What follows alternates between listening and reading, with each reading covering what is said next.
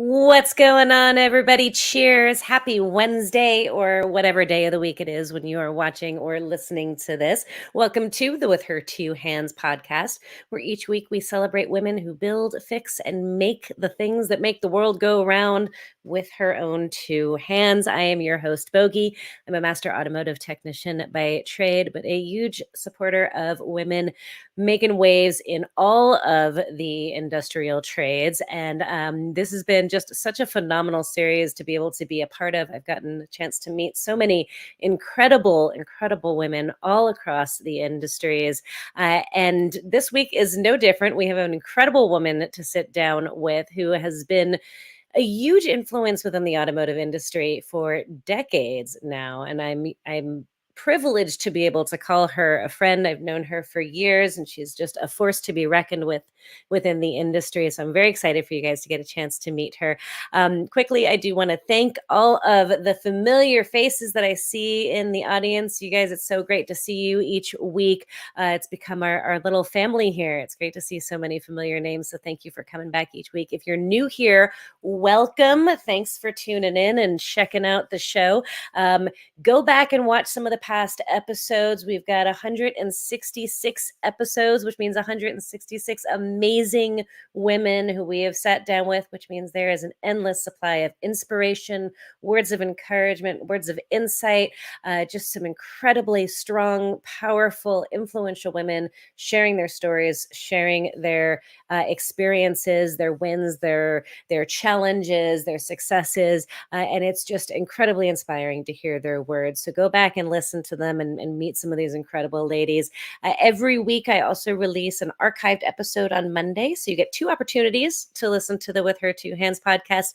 Every Wednesday, of course, you can join us live for a new episode. And every Monday, we release an archive episode, and I'm hanging out in the comments. Sometimes the guest is also hanging out with us. You can join us live in the comments there. So I would normally introduce and say a thank you to our sponsor for this episode, but this week's episode is sponsored by ASE, which you've probably heard me talk about plenty of time before. But tonight, kind of an unusual circumstance, but our guest is actually, she's pretty significant and important within ASE. So I'm going to let her talk about it a little bit as well. But I do have to say thank you to them. It is without the support of the industry, I couldn't continue doing this. And it is so important to see all of these massive organizations and major companies within the industry starting to say, yes, there is an issue. Yes, we need to shine a light on women in the trades. And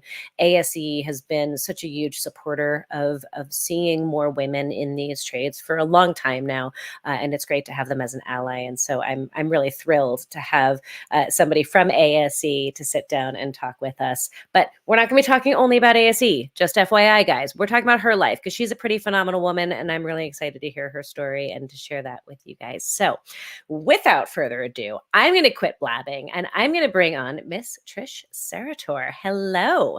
Well, hi there. Great to be here tonight. So great to have you here. I'm Yeah, so yeah. excited. Yes.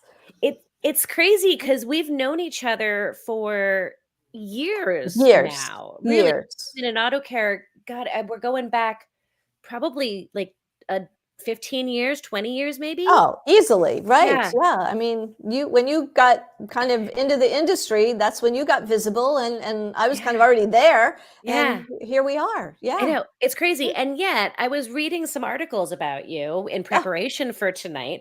And I was like, I know her and I've considered her a friend for ages, but I don't actually know all that much about your journey and your story and how you got to where you're at. So I'm excited to learn more about you, and to dive into all the good stuff that we're going to talk about tonight. But first, introduce yourself to the fine folks at home. Tell everybody who you are and what you do. Okay, great. Well, Trish Serratore, I'm the Senior Vice President for Communications and Marketing at ASE, as Bogi said. We're thrilled to be a sponsor of the podcast and to have Bogi as an ally and friend within all the work we do within the industry. I'm what I call a lifer. Right. Yes, you are. I've been with ASE for 35 years. And prior to that, I've been in the industry another 5 or 6 years. So I'm coming on probably working in the industry longer than I've been alive. Is that weird? I don't know, right? I'm not sure how that's possible, but Yes, and only my hairdresser knows. So it's all. I love it. Yeah, so my primary role at ASE has been working within the industry, garnering support for certification of service professionals, the technicians, the parts guys, the service consultants, and also being able to share and being a female in the industry, being a face for females in the industry, and then being the face for ASE as we did our work to make sure that car owners can find auto repair that works for them, they feel comfortable with, and can get the job right the first time. So Yeah. that's what I've been all about for all 35 years of my career. I love it.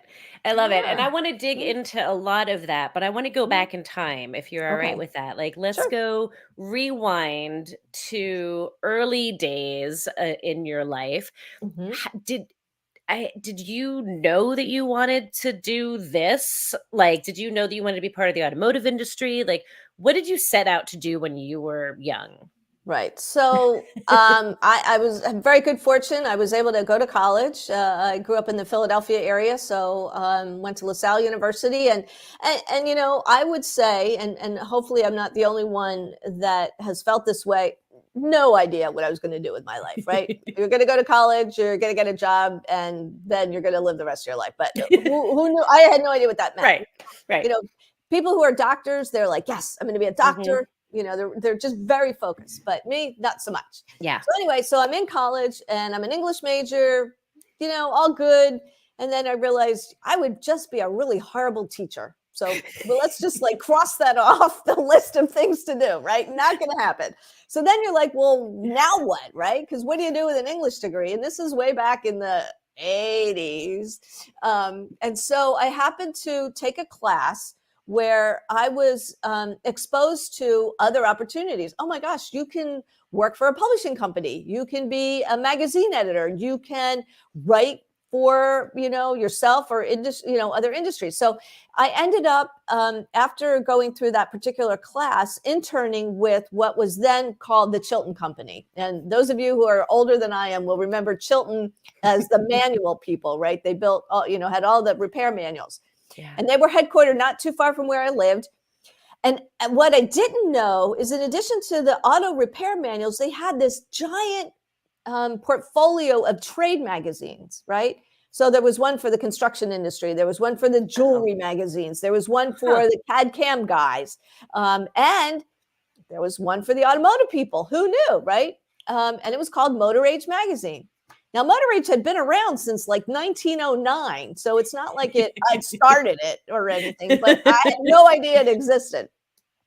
So the editor of the magazine, Stan Stevenson, he was the intern manager for the Chilton Company, and I said I want to intern, and he's like, well, what do you think you want to do? And I'm like, well, I don't know. So he was like, well, we're always looking for women to join the automotive industry. Why don't you come in and be an intern on our magazine? Interesting. And yeah, and actually that was good timing because I had just bought my first car, right? So I'm like, yeah, that probably makes sense. I know nothing about cars. My father was a benevolent dictator. You take it to the shop and they do everything. So, I didn't even know, how to drive stick until I bought my own car. Oh, wow. And so I went to work for Motor Age Magazine. And so that was my entree into the automotive industry.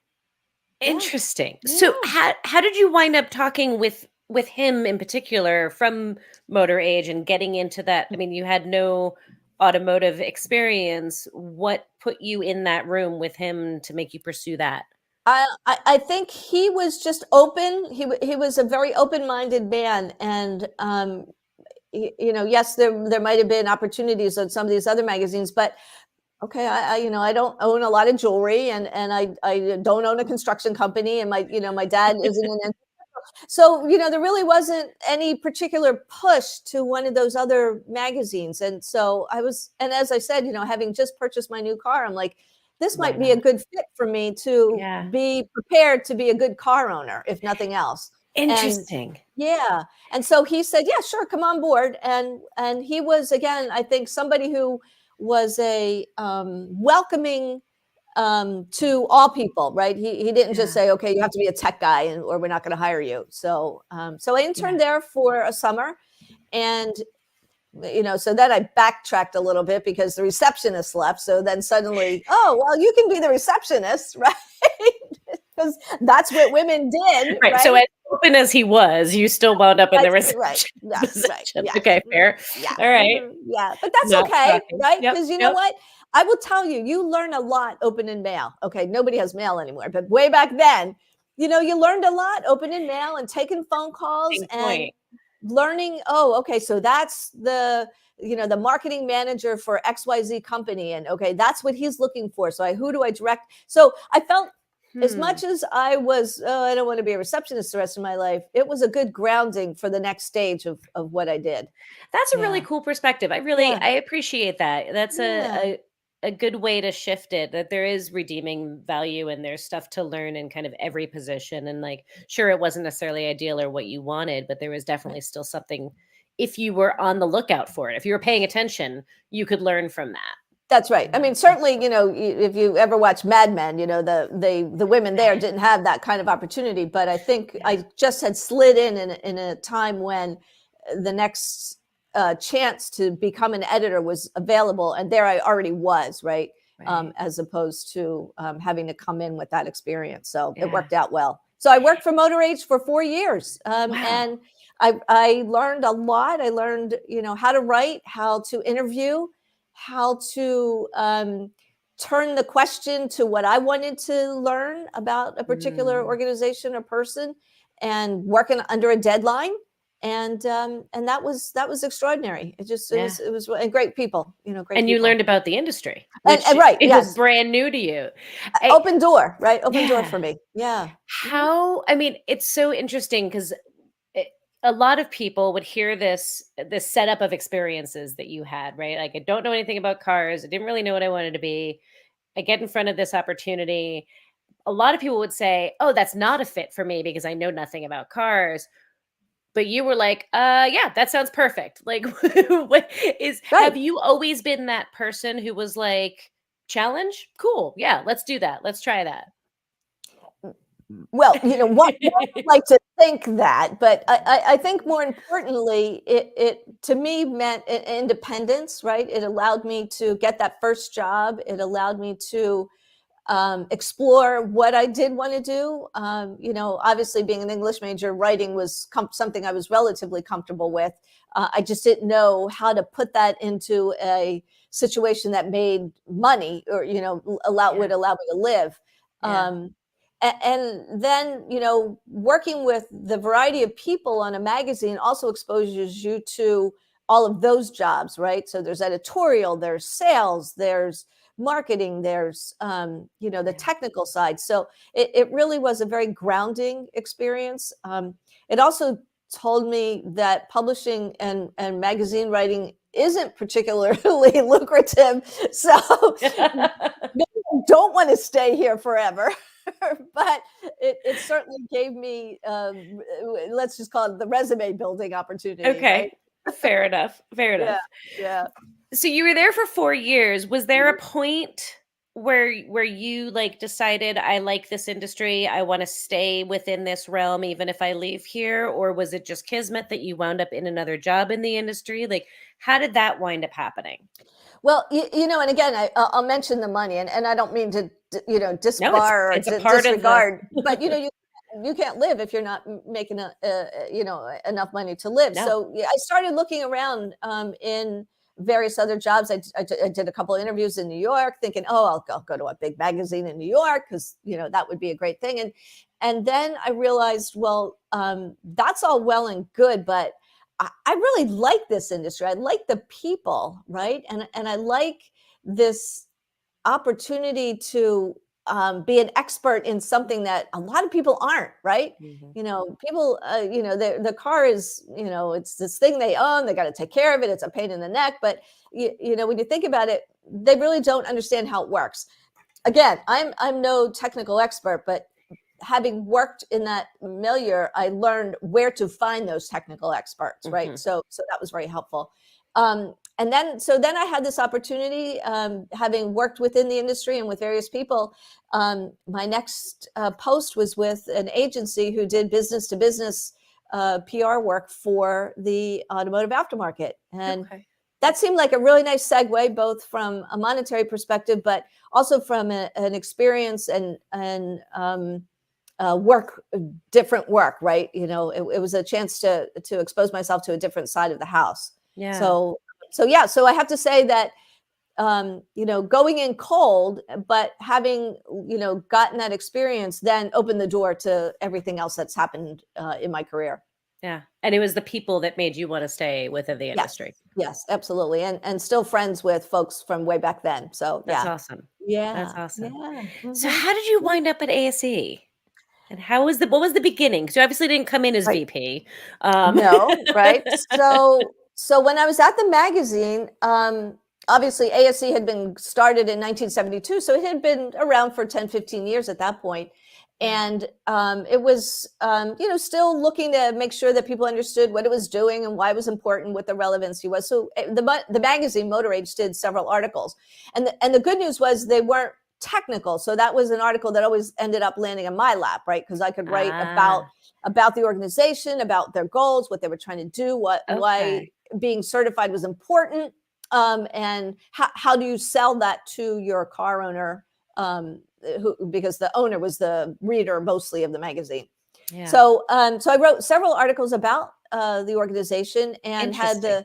had the opportunity to meet the president at the time. His name was Ron Weiner, and so I was at the agency and realizing very quickly that I wanted to be the client and not the agency. So the call from Ron Weiner to talk about an opportunity at ASE was very welcome. And so we chatted, and he was looking for someone who, had some marketing or writing outreach experience, and knew people, right? And could interact within the industry for ASE to continue to promote it, and also take over the position of somebody who was retiring very shortly. So, I was going to come in a transitional position until Ah, that person left. So, yeah, so that was 1988. Can you believe it? Oh my crazy. God. Yes. Yeah. Crazy. I mean, Yeah. then that doesn't happen anymore, right? Like people, you don't see people. My father worked at the same company for, I think 40 years. His father worked at the same company for 50 years. Like, but that Mhm. doesn't happen these days. Like, you really don't hear about people working with the same place for that long. So it's really a Right. testament to Right. the organization that you Yeah. Yeah. wanted to stay for as Yes. long as you have. Yes, absolutely. Right. Well, ASC just also offered me a lot of opportunities. I came in as a industry relations person, and recognized pretty quickly that I could have a dual role within the organization, which was to support the individual certification process that ASC offers, but also to begin looking at and supporting the entry level side of the house, right? How do we get young people into the industry? Yeah. And that really resonated with me, Yeah. because I felt that I wanted young people to understand that this was a great place to work. So, Yeah. that was really great opportunity for me early on to be able to kind of wear both hats, if you will. I'm Yeah. so curious, like as somebody who was such an outsider to the industry growing up, really, and like this wasn't something that you were a part of or exposed to then have gone so deep into it to where you are like repeatedly recognized as one of the most influential women in the automotive industry. Not once, not twice, but like three or four times you've been recognized by different entities as this like super force to be reckoned with within the automotive industry. I mean, that's not just, getting a job and staying with a company for a while. That's like you became the automotive industry. Like you lived in it, you breathed it. Like Mhm. what was it that got you so passionate and inspired that like you not only made it a job, but you made it your life's work, really? Well, I think part of it has been the mission of ASE, and the mission of ASE is to make sure that car owners have the best repair experience possible, and at the same time making sure that the individuals who are ASE certified are recognized for the talents and skills that they have. So I really took that to heart, and I think it made such an impression on me because way back when, and still today, you mentioned it, in your introduction, the change of that grease monkey and that individual who couldn't do anything else but fix cars, and the negative stereotypes around that frustrated me. Right, once I got to know these people and understood the skills that they have, the ability to take what they know in their head and make it come out in their hands, and their desire to make sure that the cars that they fix are safely done. That just really resonated with me, and I just became just truly passionate about it. And the COVID and pandemic area kind of emphasized the essentialness of automotive repair technicians, but way back when, that was not so much, right? And so having a little bit of an influence on changing that perception and helping people understand the importance of what these folks do every day, unsung heroes, as I like to say, really made me want to go to work every day. That's awesome. I love that. And it's somebody actually just asked, what does ASE mean to a person not involved in the automotive industry? And I think that's a great, great segue into that. Like, because you've had the dual job, you have to communicate and convey both to the industry why they should want to have certification and be certified, but also to communicate to the public what the heck this means to folks who know nothing about the complexity of the industry. So to answer this guy's question, Bob. So I think what ASE means to a person not involved in the automotive industry is the ability to recognize that an individual who has achieved ASE certification has, first of all, the pride in his job. He believes in what he's doing and the importance of it as a person and his career. And secondly, it means he has the skills and knowledge to be able to fix your car right the first time and effectively and safely. And that's really important, particularly today when we think about all the computers on cars today, when we think about autonomous driving, when we think about just the bad roads and bumps, is even something as simple as that. So ASE offers a seal of trust and repair security and validity that I think is really important today more than ever for a car owner, where cars are your second most costly purchase. Yeah, absolutely. And you brought up such a great point, like the whole autonomous driving vehicles. I don't know if they're everywhere, but in Phoenix, we have these Waymo cars. Yes, right. That are literally driverless cars. Like just yesterday, I was driving down the street and I looked over and there's a car next to me with nobody in it, nobody driving. Like, it's here, it's happening. And I think the public, people who are not in the automotive industry, often are surprised to hear that, like, we don't have any required certifications as an industry, that like anybody can call themselves a mechanic and there's nothing that stops them from doing that. And so like ASE is really the only way that people can differentiate themselves from any backyard Bob, right? Yes, and say, correct. I have training, and not even like that they have training, but it's like I take pride in what I do, and I take pride in my career, and I take pride in the service that I provide to the world, and I take this seriously, right? Like, I think that's really what it says. I take myself and my career seriously. Right. And it's not one and done. God bless doctors, but they take their certified exam and then they don't necessarily take another exam ever again. They do ongoing training, obviously, but we require these guys to come back every 5 years. That's nobody likes to take a test. Trust me, it is not fun, and have to do it on an ongoing career lifetime basis to make sure that you're maintaining that certification and that knowledge is. It's important, and it's important for consumers to recognize that the guy and the other challenge is they don't always talk to that technician, right? Some repair shops, you got the service manager, you got the shop manager in front, and you're not actually seeing what that individual behind the scenes has done. Yeah. Yeah. Yeah. Yeah, Yeah. absolutely. It's Mhm. it's interesting. The public perception of the automotive industry is always been fascinating to me because it is so skewed, and I think Mhm. obviously it harkens back to like older times and when maybe those stereotypes were true or those images were true, but Right. it is so not realistic now. No. And Mm-mm.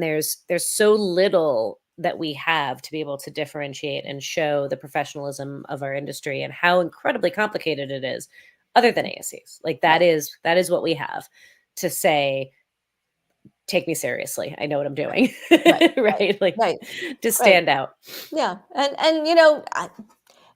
I would love to have every single technician be ASE certified. I recognize that that's probably, not reality, but I think, if you are going to, repair shop that you respect, it just doesn't hurt to ask, Yeah. Are you certified? And the other challenge for ASE, not for the consumer, is that the word certified is a bit ubiquitous, right? You Mm. have certified used cars, you have Right. certified shops, you have certified this, you have certified that. So it's like, well, of course you're all certified, right?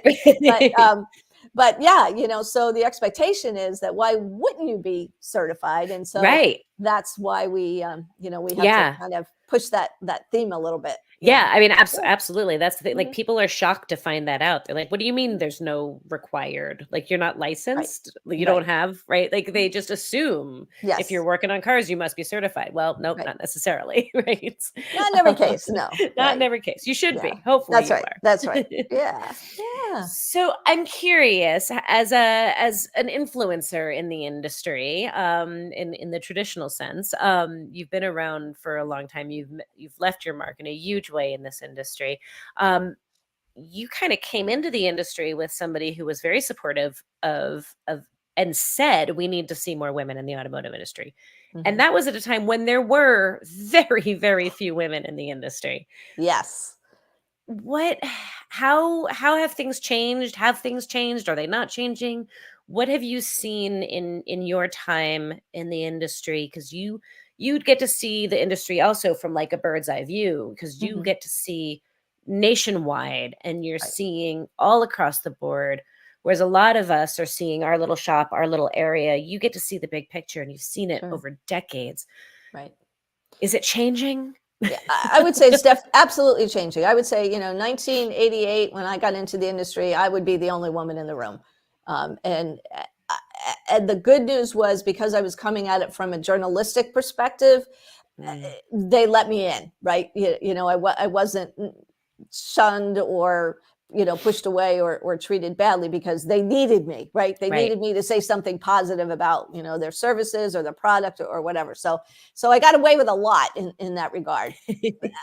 But I also have to say that I also learned a lot, and I wasn't dinged for asking the question, right? And again, I think because of the journalistic perspective, Mhm. moving then over to ASE, and dealing much more with the repair, the side of the house, and all. Again, very early on, very few women. And I will say, even today, from a certified perspective, only 2% of our certified technicians are females. Yeah. And I think it's only 7 or 8% of all technicians are women. So we Yeah. still have a long way to go, but there's a lot more women in the industry, in Yeah. places of influence and importance, than there ever were Yeah. before. I'll use an example. We just came back from the Apex and SEMA show, right? And what, I think there were 250 women at the Auto Care Women's Board event. I mean, Yeah. 10, 15 years ago, there would have been 20 of us, right? So, I Right. mean, that's an amazing change. On the OE side, I'm seeing great strides. ASE is a nonprofit, so we have a board of governors that kind of oversee and support the staff in our efforts. And in two OEs, the person who's in charge of service and service training for these OEs are women. Oh, Unheard of, that's even, amazing. yeah, Yeah. exactly. And they are following men in those positions. So big changes since I got into the industry. Is there room to grow? Absolutely. um, I think there's still the stigma of, oh, don't get your hands dirty, or it's too Right. complicated, or you'll break a nail, or um, or just the fact that, we don't have those corner gas stations that are doing automotive repair that, you go in and you can watch it being done, right? It's very much a hands-off situation now. So, I think women aren't exposed to it as much as they could be. So it's, incumbent upon all of us to make that happen. Do you feel like at this point you're well known enough that when you walk in to a place that you're recognized and that people take you seriously, or do you still experience the like, oh, are you here with your husband kind of thing that I think a lot of women experience? Well, it's funny. I kind of lead a dual life. My husband is in the automotive industry. He's a automotive journalist and Okay. a leader in his whole side of the house. So I actually feel that more on his side than I feel it on my side. Fortunately, I will say that. Overall, companies are very cognizant of the fact that they need to welcome women into the employment world. They just don't always know how to do it, right? And Yes. you've experienced that and know that in your role as an influencer. So, Yeah. that then opens the door for me to say, well, how about this? Or, have you tried that or whatever? So, I think again, lot more work to do, but I think it's better than it has been in many Yeah. years. Yeah. Yeah, we started to talk a little bit before we came online here. We were cheating, y'all. We were talking Yep. before we went live, and we had to stop ourselves because we were Yes. going deep. But we were chatting a little bit about how things are kind of starting to change, and these bigger corporations are starting to recognize that there is an issue. And um, we talked when we were at the ASE conference, the instructor conference. Right. Hmm. Um, and just for background, for those who don't know, in addition to the ASE certifications, ASE also does a lot of work with like training the trainers. So they have their whole education foundation, and every year they have their education conference, where it's basically instructors, shop instructors from all across the country come together to get training. And last year you guys did a panel called the 2% solution, kind of talking Right. about women in the industry. Hmm. We did a whole bunch of stuff around it when I was out there as well. We're starting to see people asking, like you said, like they are recognizing that there's something that's needed, but they don't know how to implement that or what that looks like yet. Right. What are you seeing within these larger corporations? I feel like there is a tide turning, but there's still this disconnect, both of we know there's an issue, but we don't know how to fix it. And then also those up here know there's an issue, but those here who are making the decisions day to day of who to hire, they haven't gotten on board with this yet. Right. Like, Well, I think the automotive industry is emblematic of most companies in other industries, right? And I don't know the statistics, and I'm sure some of your listeners and all will know. Until more women are CEOs of companies that are in our industry, it's going to take longer for that top down to hit where the pavement, right? Um, because we see other industries where women are CEOs and have made hiring women a real policy within the whole structure, and therefore you see change happening faster. So yeah. I think that's going to have to happen in our industry before we see wholesale change. And to be frank, there's still that old boy network that there's enough of them, God bless them, that are still kicking around, who are hopefully hitting retirement age. And they're going to move off. And then that glass ceiling, becomes lower and lower, right? Because Right. there's people there who are going to support them. I think the other good news is, if I think it's good news, is individuals and young people coming out of schools, they don't quite have that negative thing. They might not understand why a girl or a woman might want to be in the industry, but they're not opposed to it, right? So they're not actively saying don't be here or whatever. So I think that's Yeah. very healthy for our industry going forward. I think it's a really great differentiator. I like the way you say that. Like they're not opposed to it, like actively opposed. And I think that is like there's always like these two different forms of sexism that I've experienced as a tradesperson and that I'm sure you as a woman coming into this industry way back when Mhm. was that there's the overt sexism, right? Yeah. There's the over the top, I actively do not want you Right. here. Yep. And then there's the more subtle stuff of like, why would you want to be here, right? and, Right. and Hmm. and one is much easier to deal with than the other, and more Hmm. egregious than the other. And I think if we're at least shifting more towards less of that like active discouragement, then we're making progress. We're still Yeah. not there yet, but Right. that's Right. progress. Well, I also think trades in general are having a little bit of a quiet resurgence, right? The Hmm. pandemic and the recession showed that having a career and a profession that allows you to use your hands simultaneously with your brain Yeah. has opened the eyes of a lot of parents. And Yeah. so parents who may have said, "Oh, I'm not going to let my daughter be an automotive repair Right. technician," are saying, "Well, okay, maybe there's something to all this." And so I'm not going to say no right out the door, right? Right. I'm going to let that person experience it and maybe make that decision for themselves. So um, I think overall for our country, that's a very positive move. Yeah. Yeah. No, you're absolutely right. I think there is more conversation. We're hitting this interesting stride where like all of this work that so many people have been putting in is like finally starting to come together. I feel like uh giving the trades the credit that they're due, Yes. like that work to change the perception of the trades is really starting to hit a turning point. And then I feel like the woman issue goes hand in hand with that. Yes. Like you're not going to see more women in the industry if the reputation of the industry is still what it was of like the old boys club and the Mhm. and the dark dirty grungy like not reputable career that it is, right? As long Mhm. as that stereotypes remains, like you don't get more women in the industry. So I think they really go hand in hand. So we're at this really Right. fascinating point right now in Yes. time. Yes. um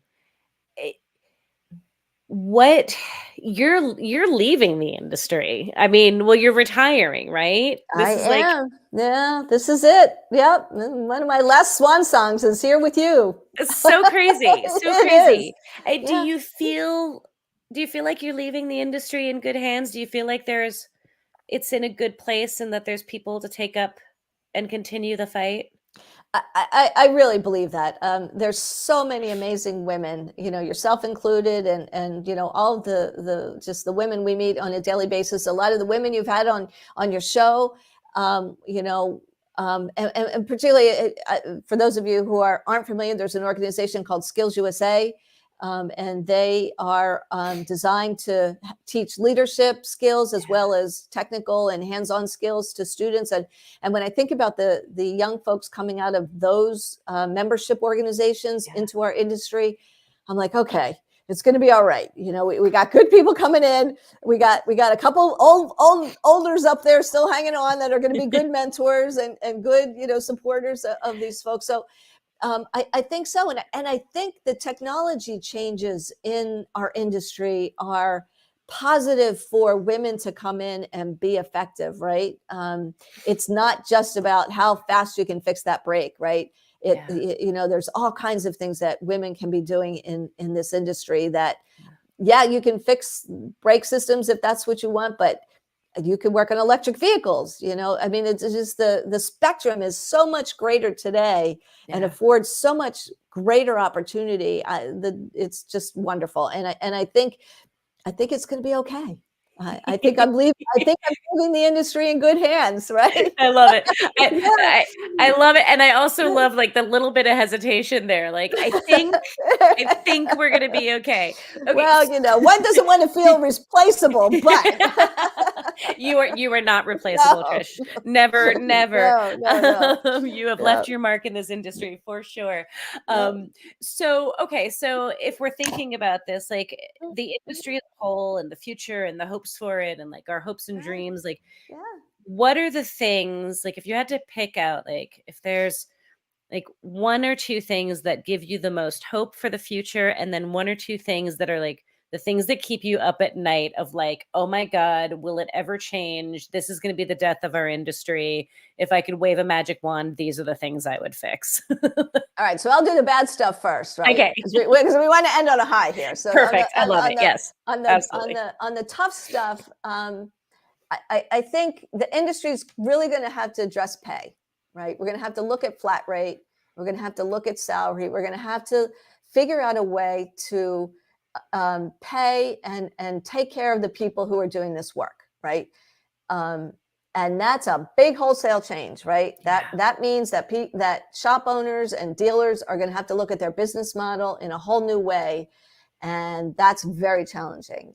So I think that is a huge issue that the industry is going to have to address relatively quickly, because young people today, I mean, I was telling you I'd switch jobs because I needed a little more money. Yeah.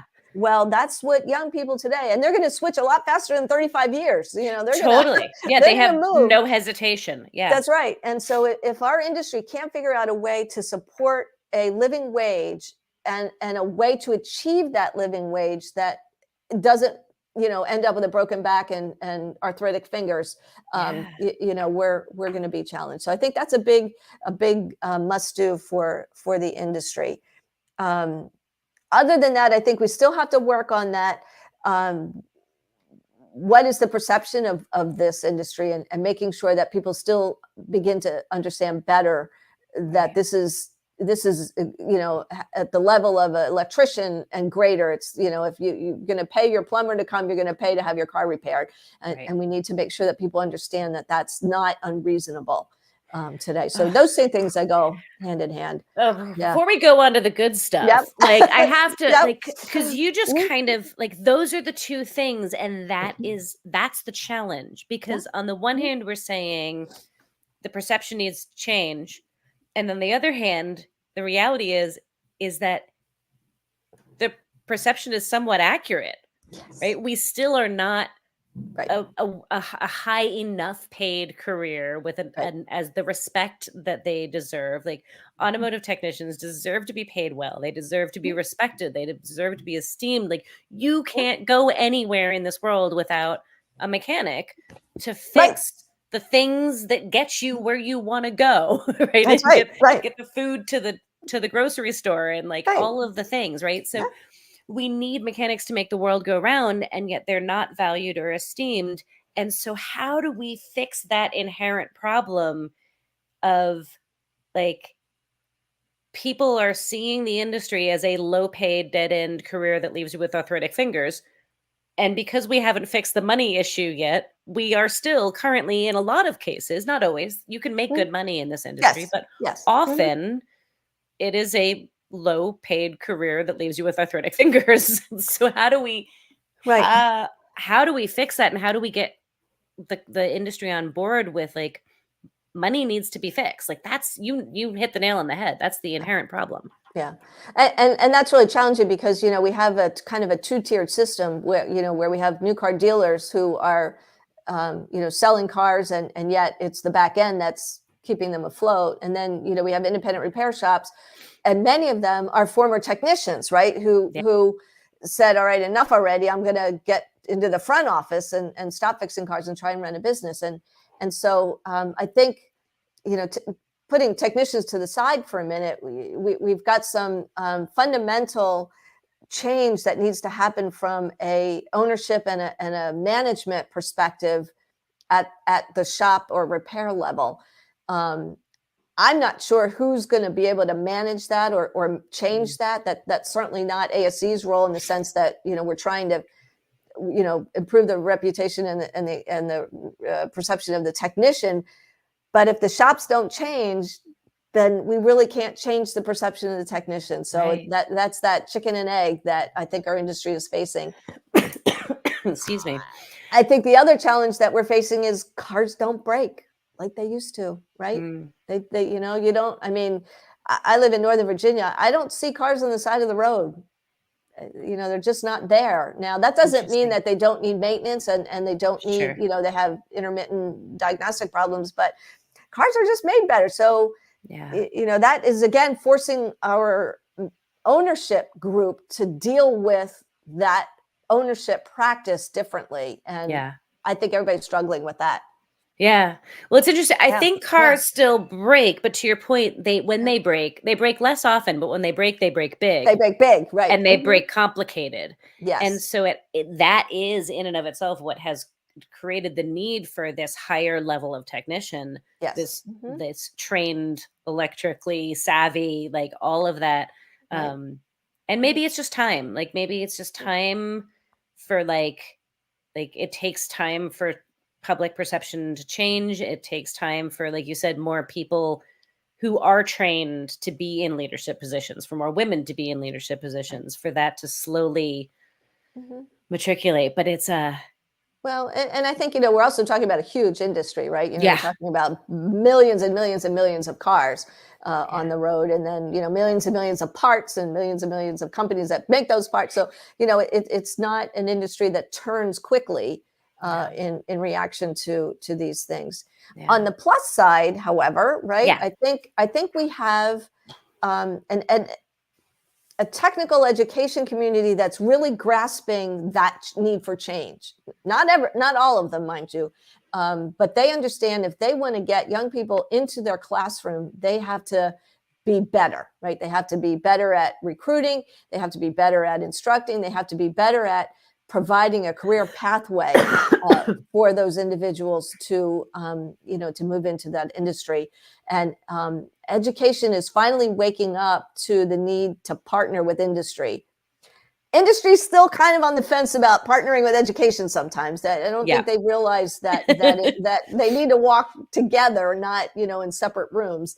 But we're working on that too, right? So I think Yeah, that's a real plus. I think if we can help education and industry continue that partnership path, that's really going to help the industry be stronger and be bring the right people yeah. into the career pathway. So I feel good about Working that. Yeah. together, what a Yeah. concept. That's What the a thought. answer. Work Right. together. Right. Who knew? Right. Who knew? Yeah. Yeah. And again, I think young people, computers and graphics and all of that kind of technology, that's sexy to young folks. And our cars today are filled with it. So if we Yeah, can help them understand that how that lives within that car that takes you to school every day, or the bus that picks you up at the end of the after the football game, then we got some folks that I think will join the industry. yeah, absolutely. I love it. Yeah. Yeah. I read an article, an interview with you, and one of the quotes was, women don't need to adapt to these male dominated fields. These male dominated fields need to adapt to us. Yeah. Talk to me about that. Well, okay. So I was very fortunate in my career. I happened to get married while I was at ASE and have two kids. And ASE recognized that I needed maternity leave, right? I needed to be able to take time to recover from having a child and make sure that that child was getting ready to, begin their life safely and moving on. And I think the industry needs to recognize that women will contribute 150% if you support them at 50%, right? If you even meet them halfway, right, with quality insurance, with appropriate time off, with a safe workplace, work work harder Yeah. than anybody you ever met, right? And Yeah. helping the workplace understand that, that's what we need to continue doing, and we're Yeah. doing it, right? Every day we go to work, we're modeling that, and we're Mhm. showing that to the powers that be, or to our peers, and as long as we continue to do that, that's good for us. Yeah. It's interesting that you say it in that way, and you're so right. I hear often, and you've probably heard this too. Like every once in a while, I'll hear from a shop instructor or a shop owner that they had this one female tech once, and she was amazing, and I think women actually make better technicians, which I don't necessarily think is the case, but I think it is exactly what you said. Like in these male dominated fields where the bar is so low for the treatment of women, that if you even just treat them a little bit decently, Right, right. We're not they asking for much. right? Like, it is such a breath of Right. fresh air to be like, "Oh, Yes. wow, you're not treating me like crap? I will Right. go to the end of the earth for you." That's right. Yeah, I think as women, we want to make it work, right? We want Yeah. to work. We want to be the best we can be in our job. We want to have a cordial relationship with our colleagues, and yeah, we're ambitious. We want to run the company one day, and there's nothing wrong with that, right? Yep. Yeah, yeah, Yep. I love yeah. that. I think that was I read that and I really paused with it because I think we hear that so often is that like and I hear it from men like, okay, you want to be part of this industry, then you just have to deal with what it is. And I'm like, or we could make it a better place together for That's right. everybody. Like That's not right. just it's not about making it better just for women. It's about making it better for everybody. And Yep. wow, do we can we all benefit when we each bring our strengths. And so I loved how simply you put that. Like we do not need to adapt to this industry. This is not about women acting like men to fit in. Nope. Mm-mm. This is l- let's create a space where everybody is welcome and where we can all bring our unique skills to the table for the benefit of everybody. And I love it. I love it. Yeah, I mean, I mean, we all know that women rule the world. We just need to help the automotive industry understand that, right? Automotive industry has been a little bit behind the times. I I mean, know. What is I don't know. I feel like the trades that? in general has been just a little slow to Mhm. come around. I mean, we've seen a huge push for women in STEM, right? Yes. But Yep. Mhm. automotive generally isn't considered part of STEM, even though it Which should drives be. me crazy because Drives me crazy. automotive is the original STEM. Yeah. I'm sorry. I agree. I Yep. agree, but it's not a Yep. sexy career in a lot Right. right? That's that That's right. stereotype that we're talking about, right? But Yep. Mhm. and we are seeing more and more women on the corporate side of automotive. I heard a stat at one point that women make up like 25% of the automotive aftermarket, Oh, but excellent. it's like on the corporate side. Yes. Right. It's Right. on, it's in the office, it's front of house. Mhm. And like you said, women and technicians, it's the numbers are varied. You said it's 2% of your certified techs are Yes. female. Yes. And I've seen that 7-8% number for like anybody who's hands-on, but like technicians seems to be hovering around that 1.8 to Yeah. 2.4, like in that range. Yes. And it's just been hovering there for a while. Um, we just haven't seen the same movement uh, Right.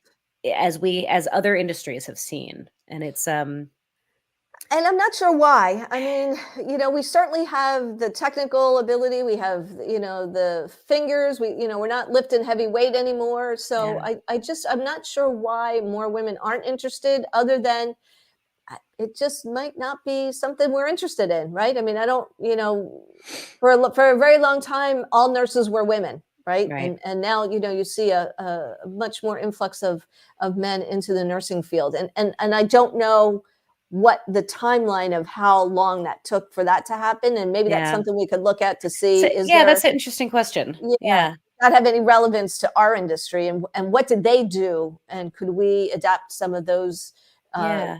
techniques to our side?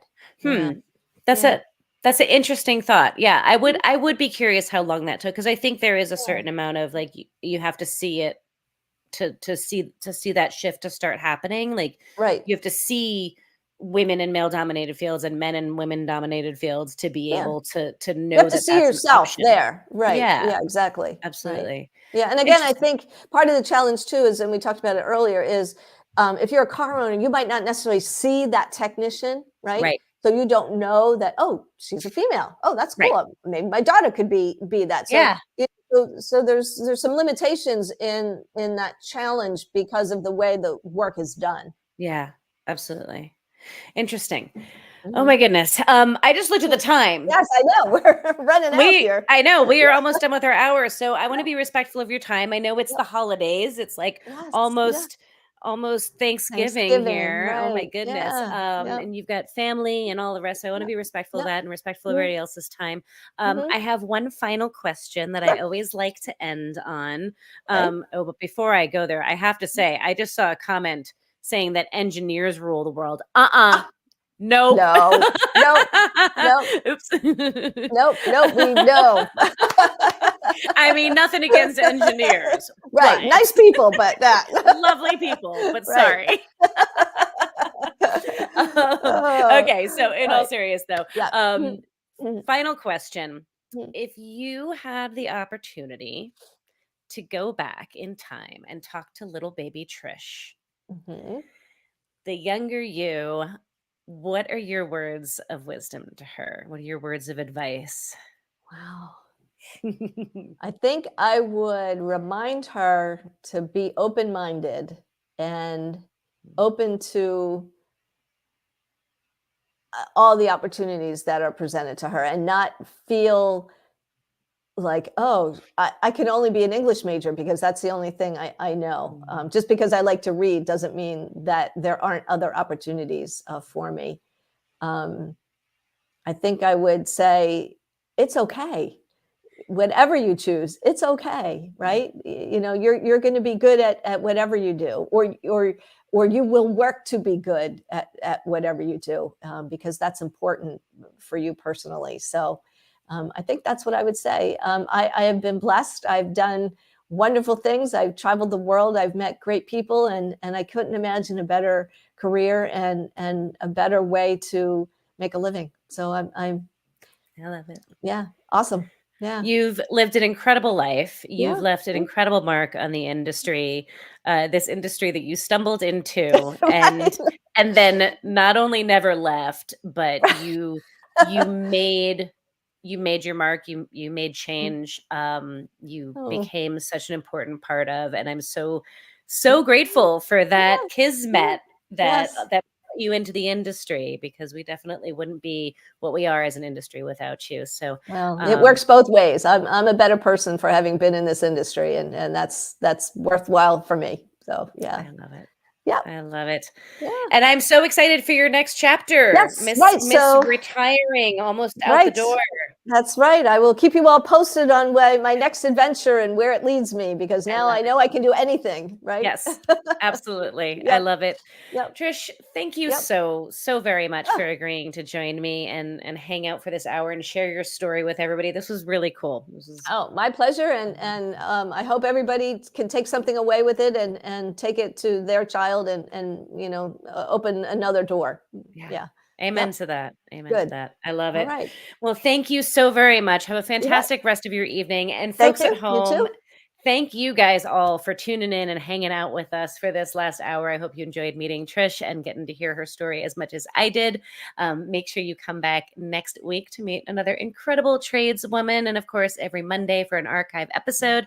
You can listen anytime you want, wherever you get your podcasts. If you know an incredible tradeswoman that I should talk to and that should be on this show, send me a message.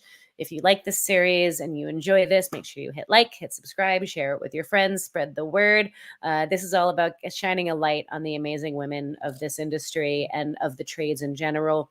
So the more people who hear their stories, the more change we make, and the quicker we start seeing the change that we've all been working so hard for. So thank you guys for tuning in. ASE, thank you for your support in making this episode and this series possible, and all of your support behind the scenes, supporting women in the trades and helping make the trades a better place for everybody. And Trish, thank you for your contribution, and we wish you all the best in your future chapters. Thank you Thank you. so Thank much. you. Yep. And, Good. and Best to until next everyone. time, yes, until next time, guys, be good to yourselves, be good to one another. Good night.